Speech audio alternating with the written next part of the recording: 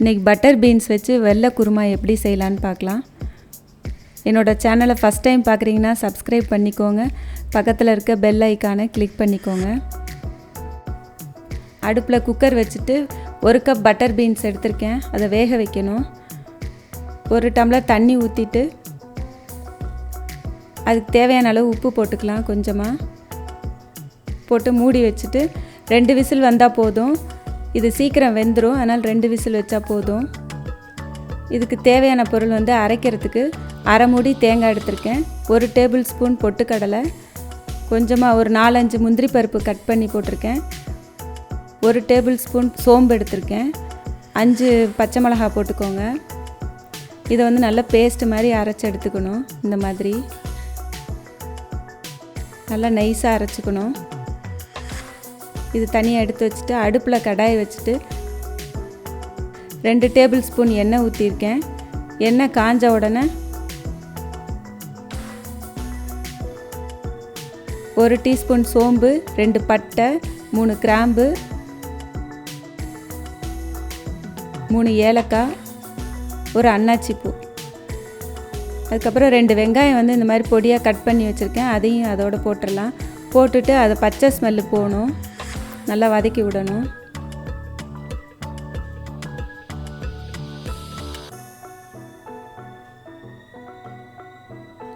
ரெண்டு தக்காளி இந்த மாதிரி பொடியாக கட் பண்ணி வச்சுருக்கேன். அதையும் அதோடு சேர்த்துடலாம். தக்காளி நல்லா குழஞ்சி வரணும். அதுக்கு தேவையான அளவு உப்பு போட்டுக்கலாம். நம்ம பட்டர் பீன்ஸ் வேக வைக்கிறதுக்கும் உப்பு போட்டிருக்கோம், அதனால் பார்த்து போட்டுக்கணும்.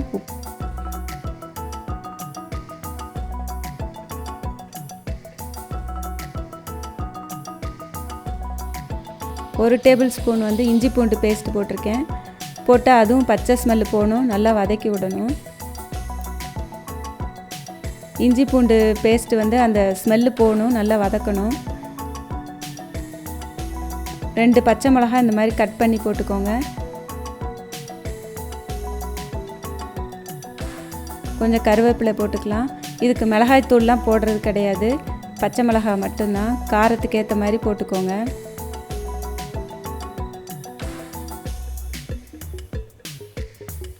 நல்லா வதக்கி விடணும்.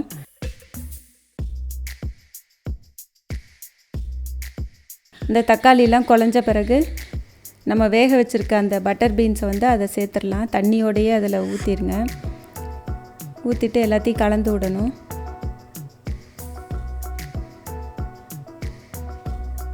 அப்புறம் நம்ம அரைச்சி வச்சுருக்க அந்த பேஸ்ட்டை அதில் போட்டுடலாம்.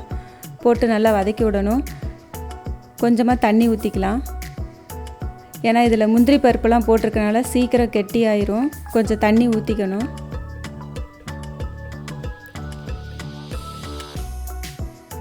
எல்லாத்தையும் கலந்து விட்டுருங்க.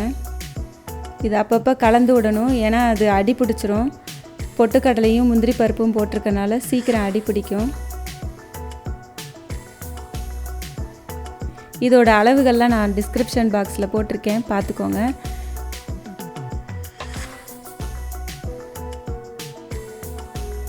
நல்லா கிண்டி விட்டே இருக்கணும்.